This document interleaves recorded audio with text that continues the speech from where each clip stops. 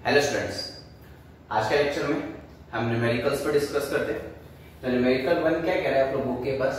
Question number first देखिए, find the angle between forces. It means अपन लोगों को क्या है, सदिशों के बीच कोण निकालना है। ठीक, आप लोगों के पास F1 वेक्टर ये रहा, F2 वेक्टर ये रहा। आई बात समझ में? ठीक, तो आप सबको पता है कि जब भी अपन दो वेक्टर के बीच, ठीक है ना, दो सदिश के बीच एंगल निकालते हैं तो फर्स्ट काम अपन लोगों का क्या होता है, या तो टेल टू टेल मैच करना होता है अपन को वेक्टर का, या फिर अपन को हेड टू हेड मैच करना होता है वेक्टर का। आई बात समझ में आपको? और जो सेकंड अपने पास कंडीशन थी, ठीक है ना, ये कंडीशन थी अगर मुझे एंगल बिटवीन वेक्टर्स सदिशों के बीच कोण निकालना है तो, और सेकंड अपन लोगों के पास क्या कंडीशन थी कि अपन लोगों के पास जो स्मॉलर एंगल बनेगा वो स्मॉलर एंगल ही, वो सबसे छोटा जो एंगल होगा, जो कोण होगा, वही आप लोगों के पास क्या होगा, एंगल बिटवीन वेक्टर्स होगा।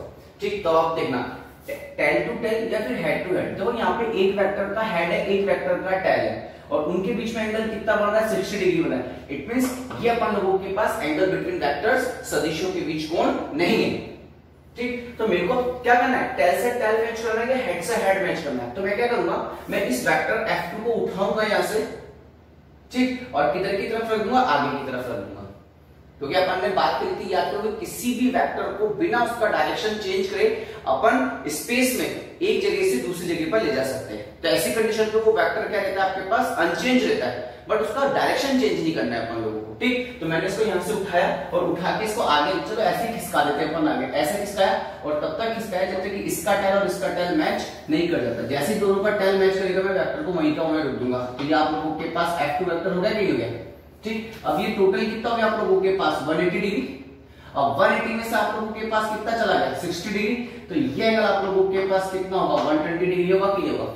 तो ऐसी कंडीशन पे हम पहले देखेंगे यहाँ पे एंगल बिटवीन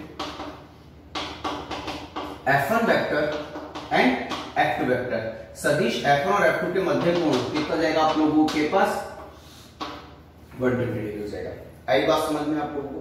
तो जब भी अपन एंगल बिटवीन वेक्टर्स की बात करेंगे, ठीक है ना, सदिशों के बीच कोण पे बात करेंगे, तो जितनी भी कंडीशंस है आप लोगों को पता नहीं चाहिए। एक दो कंडीशन देगी और एक कंडीशन ये कि अपन किसी भी वेक्टर को बिना उसका डायरेक्शन चेंज करे, ठीक है ना, स्पेस में कहीं पर भी ले जा सकते हैं। तो ऐसी कंडीशन पे वो वेक्टर आपके पास क्या रहेगा, अनचेंज रहेगा। आई बात समझ में? देखो जल्दी से बेटा इसको,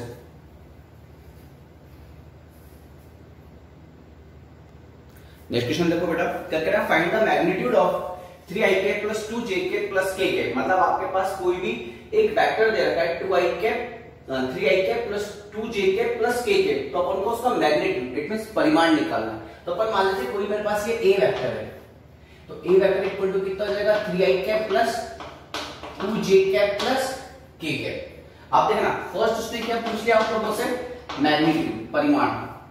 तो आप सबको पता है कि जब भी अपन मैग्नीट्यूड कैलकुलेट करते हैं तो रूट, ठीक, अब आपके पास ये a वेक्टर है, तो अगर मैं यहां पे सिंपल सी बात करूं तो ax इक्वल टू कितना हो जाएगा, 3। अब ax क्या होता है, ax होता है आप लोगों के पास magnitude of a vector along s axis, मतलब सदिश a का s अक्ष के अनुदिश परिमाण। यहाँ पे कि ay इक्वल टू कितना हो जाएगा, 2, और आप लोगों के पास az इक्वल टू कितना हो जाएगा, 1।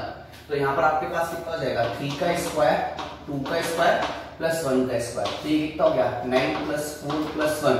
तो आप लोगों के पास रूट में 14 हो गया कि नहीं हो गया? तो ये आपके पास क्या गया, a का मैग्नीट्यूड, a का परिमाण गया।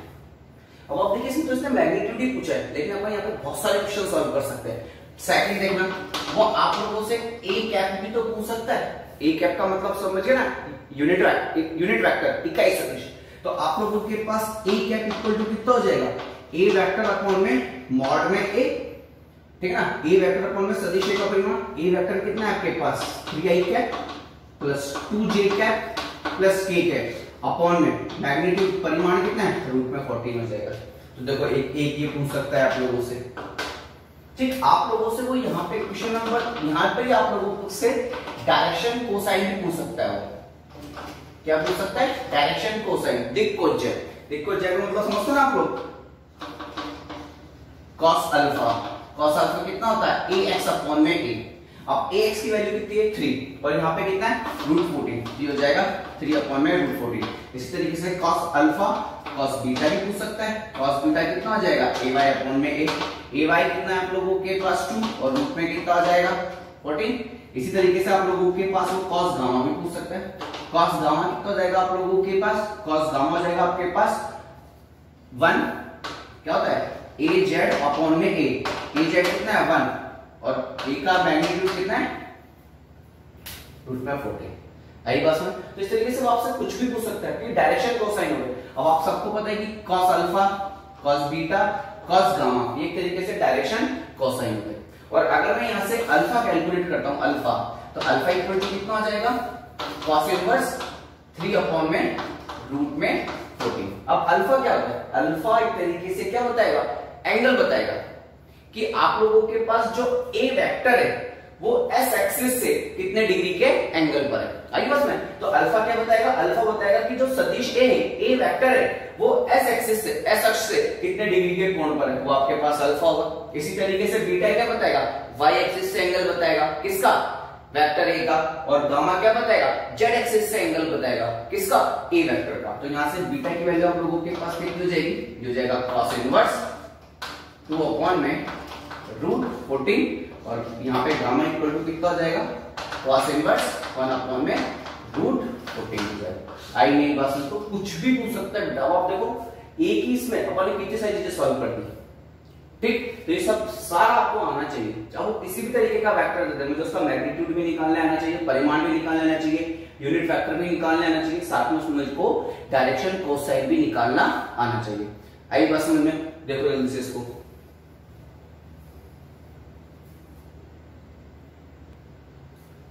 नेक्स्ट क्वेश्चन देखो। नेक्स्ट क्वेश्चन में आपको ए वेक्टर दे रखा है और आपको क्या कैलकुलेट करना है, ए कैप मतलब यूनिट वेक्टर इट में इकाई सदिश। तो ऐसी कंडीशन पर अगर मैं यूनिट वेक्टर ए कैप की बात करता हूं तो ये कितना होता है, ए वेक्टर अपॉन में ए का मैग्नीट्यूड हो जाएगा 3 हो जाएगा, ए का परिमाण। तो अब मैग्नीट्यूड निकाल लेते हैं पहले। तो ए का मैग्नीट्यूड आप लोगों के पास कितना आ जाएगा, रूट का ये कितना जाएगा 3 का स्क्वायर प्लस 4 का स्क्वायर, तो रूट में कितना जाएगा 25। तो आपके पास ये वैल्यू कितनी आ जाएगी 5 आ जाएगी। तो आपके पास ये कितना हो जाएगा, ये हो जाएगा 3i cap plus 4j cap और अपॉन में कितना आ जाएगा आप लोगों के पास 5 हो जाएगा। आई नहीं बस में आप लोगों को। अब आप इसको बहुत ध्यान से देखना, यहीं पर अपन एक चीज और करते हैं, ये i कैप है ये j कैप है, इट मींस दो एक्सिस है x एंड y। तो ये तो गई आप लोगों के पास s एक्सिस और ये हो गई आप लोगों के पास y एक्सिस। अब ये हो गया आप लोगों के पास ऑरिजिन, ठीक है ना, मूल बिंदु, ठीक। अब आप देखिए s एक्सिस पर मैग्नीट्यूड कितना है 3, तो s एक्सिस पर मैग्नीट्यूड परिमाण कितना है 3 यहाँ पे कहीं पर, और y एक्सिस पर कितना है आप लोगों के पास 4। तो फैक्ट है कि अगर मैं सिंपल सी बात करूं तो जो ये पॉइंट होगा, ये पॉइंट किसको बताएगा, एक तरीके से e को बताएगा और जिसके कोऑर्डिनेट कितने होंगे, निर्देशांक कितने होंगे 3,4, ठीक। अब आप बहुत ध्यान से देखना इसको, ये जो बताया अपन ने पॉइंट ए, ये एक तरीके से क्या बताई अपन ने, पोजीशन। पोजीशन मतलब अगर मैं सिंपल सी बात करूं तो स्थिति बताइए, और अगर मैं इसको वेक्टर फॉर्म में रिप्रेजेंट करूंगा तो अब ऐसी कंडीशन में फैक्ट है, अब मेरे पास दो ऑप्शन देखो, एक तो मैं इधर से इधर जाऊं, इधर से इधर जाऊं और एक इधर से इधर जाऊं। तो फैक्ट है एस एक्सिस में कितना चला 3, वाई एक्सिस में कितना चला 4, तब जाके मैं पॉइंट ए पर पहुंचा। तो ऐसी कंडीशन पर अगर मैं इसको वेक्टर फॉर्म में रिप्रेजेंट कर रहा हूं तो जो भी आपके पास वेक्टर है ये उसका इनिशियल पॉइंट होता है, ये उसका हेड होता है, ठीक है ना। अब आप इस वेक्टर को उठाओ और इस तरीके से रखो कि ये हेड जो इसका टेल है वो ओरिजिन पर आ जाए और हेड इधर की तरफ आ जाए जहां पर आपको जाना है। तो ये इस तरीके से ये बनेगा कि नहीं बनेगा, और ये आप लोगों के पास क्या हो जाएगा, ए वेक्टर हो जाएगा। तो हो जाएगा आपके पास ये ए वेक्टर। जो ये बोल रहे हैं कि आपको अगर पॉइंट ए पर जाना है तो बिल्कुल सीधे चले जाओ ना। तो ऐसी कंडीशन पर अगर मैं इसको बात करूंगा तो आज से मैं इसको क्या बोलूंगा, एक तरीके से पोजीशन वेक्टर बोलूंगा। क्या बोलूंगा मैं इसको, पोजीशन वेक्टर, इट मींस स्थिति सदिश बोलूंगा। अगली बात में क्या बोलूंगा मैं इसको, स्थिति सदिश बोलूंगा। आई नहीं आप लोगों को बात समझ में, ठीक। और ये एंगल आप लोगों के पास अपन मान लेते हैं कितना है, थीटा है। तो अगर मेरे से कोई पूछे कि एस एक्सिस से वेक्टर कितने डिग्री के एंगल पर है, तो tan थीटा, डायरेक्शन हमेशा अपन किससे निकालते हैं, tan थीटा से। और tan थीटा क्या होता है, ठीक है ना, परपेंडिकुलर, परपेंडिकुलर अपॉन में बेस। तो अगर ये 4 है तो ये भी तो 4 होगा, तो ये तो हो गया परपेंडिकुलर और ये हो गया बेस, तो ये हो जाएगा आपके पास 4/3। आई नहीं बस समझ में आप लोगों को। तो इस तरीके से वो कुछ भी पूछ सकता है, तो हर चीज आप लोगों को निकालने आनी चाहिए बेटा। आई बात समझ में। देखो जल्दी से इसको,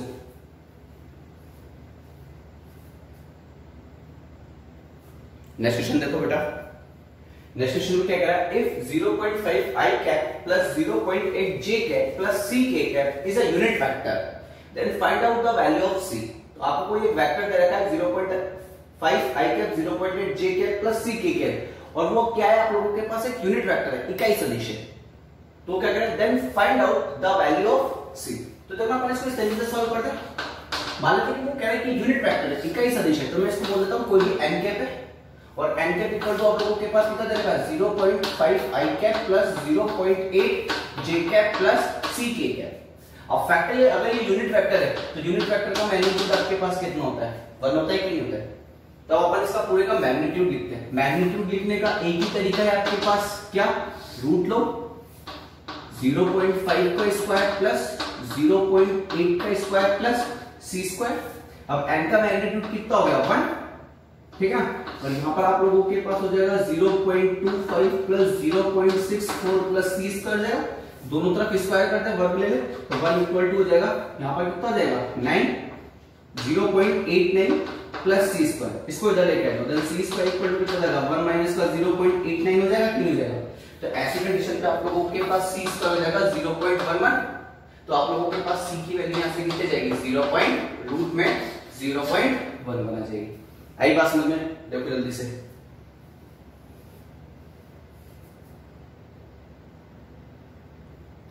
नेक्स्ट क्वेश्चन देखो बेटा, नेक्स्ट क्वेश्चन में आप लोगों को a वेक्टर गिवन है और b वेक्टर गिवन है, ठीक है ना। a वेक्टर दिया हुआ है, b वेक्टर दिया हुआ है, ठीक है ना। a वेक्टर आपको कितना दे रखा है i cap plus j cap plus k cap और b वेक्टर आप लोगों को कितना दे रखा है 2i cap plus j cap.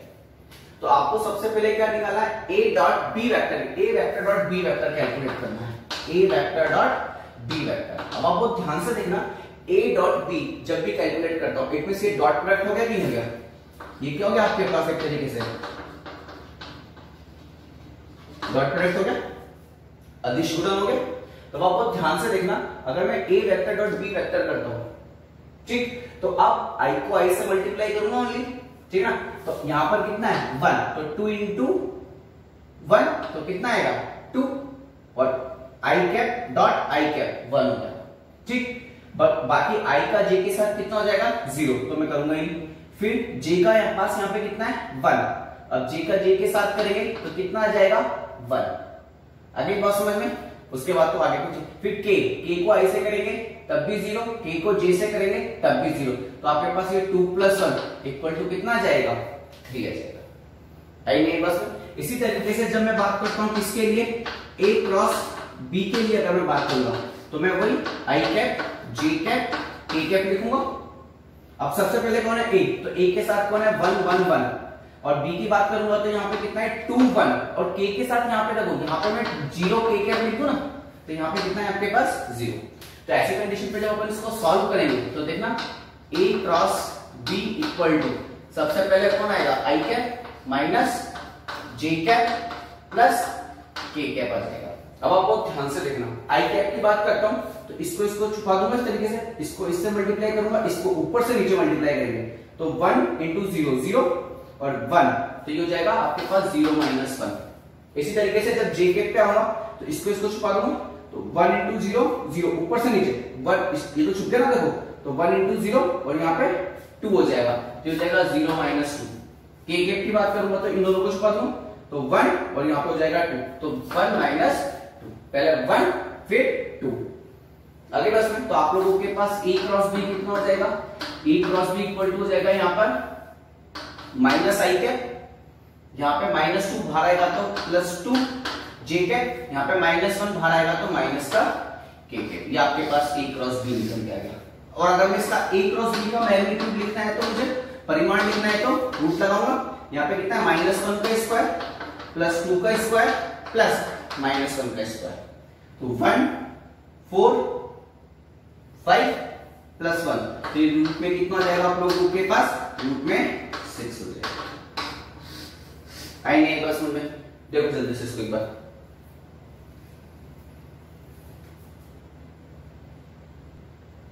Next question देखो बेटा, नेक्स्ट क्वेश्चन में आप लोगों को क्या दे रखा है, एक तो a का मैग्नीट्यूड, a का परिमाण दे रखा है कितना 4, बी का मैग्नीट्यूड, बी का परिमाण कितना दे रखा है 3 और दोनों के बीच में एंगल कितना दे रखा है 60 डिग्री। तो आपको सबसे पहले ए डॉट बी करना है। तो ए वेक्टर डॉट बी वेक्टर कितना होता है आप लोगों के पास, ए बी cos थीटा होता है कि नहीं होता। अब ए की वैल्यू कितनी है 4, बी की वैल्यू कितनी है 3 और यहाँ पर कितना हो जाएगा cos 60 डिग्री हो जाएगा, 3 हो जाएगा। ठीक, तो आप लोगों के पास ये कितना हो जाएगा 4 into 3 और cos 60 की वैल्यू कितनी होती है 1/2, ये से कितने 210। तो आप लोगों के पास ए वेक्टर डॉट बी वेक्टर आप लोगों के पास कितना आ जाएगा 2 आ जाएगा। सेकंड क्वेश्चन देखो, सेकंड क्वेश्चन में वो आप लोगों से पूछ रहा है ए क्रॉस बी का, ठीक ना, अपन ने मोड ले लिया, मतलब परिमाण की बात कर रहा है, ओनली मैग्नीट्यूड पे डिस्कस करना है, डायरेक्शन पे नहीं करना। तो मैग्नीट्यूड इसका कितना हो जाएगा आप लोगों के पास ए बी sin थीटा हो जाएगा, 3 हो जाएगा। अब ए की वैल्यू आपके पास कितनी है 4 into 3 और ये हो जाएगा sin 60 डिग्री। तो ऐसी कंडीशन 4 into 3 और sin 60 की वैल्यू कितनी होती है √3/2, ये इससे कितने टाइम चला जाएगा 2 टाइम और ये हो जाएगा 6। तो आप लोगों के पास हो जाएगा ये 6√3। ये आपके पास ए क्रॉस बी का मैग्नीट्यूड परिमाण आई बात सुनने, देखो जल्दी से।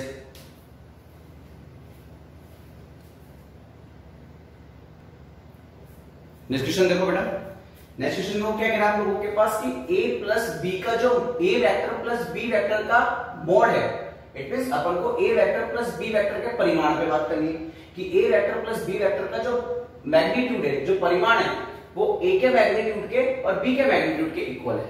तो अपन को इस तरीके से कर लेते हैं ना कि a वेक्टर का मैग्नीट्यूड इक्वल है b वेक्टर के मैग्नीट्यूड, मतलब a का परिमाण बराबर है b के परिमाण के और ये बराबर है किसके, magnitude of a vector plus B vector. और इन सबको किसके इक्वल मान लेते हैं अपन, ए के इक्वल मान लें। अब आपको पता होता है कि A plus B it means resultant, परिणामी A vector plus B vector, क्योंकि आप लोगों के पास आर वेक्टर इक्वल टू यही होता है A vector plus B vector. अब आर की जो वैल्यू होती है, अब आर को आप कैसे लिखते हो, इसी तरीके से तो लिखते हो मॉड में, ओनली मैग्नीट्यूड। अब आर की जगह यहाँ पे इसको ऐसे ना लिखते, इसको ऐसे लिख देता हूं मैं, क्या दिक्कत आ रही है, ठीक। और ये सब किसके इक्वल होता है आप लोगों के पास, A square plus B square plus 2ab cos theta.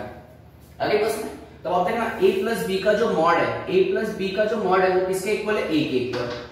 Root यहाँ पे कितना हो जाएगा a स्क्वायर प्लस 2a और यहाँ पे कितना हो जाएगा बेटा cos थीटा। दोनों तरफ स्क्वायर कर दो तो ये रूट हटेगा तो यहाँ पे स्क्वायर आ जाएगा। तो a स्क्वायर इक्वल टू यहाँ पे कितना हो जाएगा 2a square plus 2a square cos theta, ठीक। तो अब आप लोगों के पास a square 2a square common ले लो तो यहाँ पर आ जाएगा 1 plus cos theta. a square से a स्क्वायर कैंसिल हो जाएगा तो यहाँ पर 1 आ जाएगा, तो 2 को नीचे डालो, देन 1/2 इक्वल टू हो जाएगा 1 प्लस cos थीटा। तो ऐसी कंडीशन जब आप देखना उसको उधर लेके जाओ तो माइनस को हो जाएगा, then cos theta equal to 1/2 minus 1। अब देखो ये एक पूरा ये आधा है और ये एक है, तो आधे में से एक माइनस करूंगा तो आधा बचेगा, लेकिन यहाँ पे माइनस के साथ, माइनस किसके साथ है 1 के साथ। तो आप लोगों के पास cos थीटा इक्वल टू कितना हो जाएगा माइनस का 1/2। अब चाहे अब आप माइनस 1/2 लिखें या cos 120 डिग्री लिखें, बात तो एक ही ना। तो आप लोगों के पास यहाँ पे थीटा इक्वल टू कितना आ जाएगा 120 डिग्री। तो वेक्टर ए और वेक्टर बी के बीच में जो एंगल होगा वो कितना होगा आपके पास 120 डिग्री, मतलब सदिश ए और सदिश के बीच, सदिश ए और सदिश बी के मध्य जो कोण होगा वो आपके पास कितना होगा 120 डिग्री होगा। आई बात समझ में, देखो जल्दी से।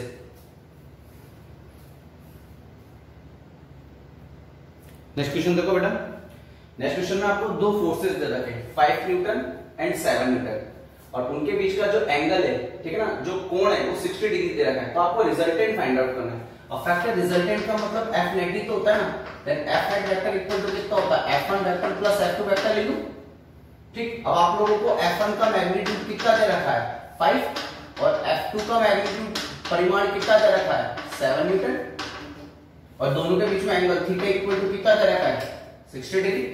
तो ऐसी कंडीशन पे F नेट की जो वैल्यू होगी आप लोगों के पास कितनी होगी root of F1 square plus F2 square plus 2F1 F2 cos theta. अब F1 स्क्वायर कितना देगा यहाँ पे 5 का square plus 7 square plus 2 into 5 into 7 into cos 60 degree हो जाएगा। तो आप लोगों के पास यहाँ पे ये कितना हो जाएगा, आप लोगों के पास हो जाएगा 25 प्लस 49, ठीक, प्लस 2 इंटू इसको अपन लिख देते हैं 35, ठीक है, और cos 60 की वैल्यू कितनी थी 1/2, ये कैंसिल हो गया। तो आप लोगों के पास एफ नेट का जो मैग्नीट्यूड आप लोगों के पास आ रहा है, ठीक है ना, परिमाण जो आएगा एफ नेट का वो आप लोगों के पास रूप में कितना हो गया, आपके पास ये हो गया 25 प्लस 49 प्लस 35 हो जाएगा, हो गया।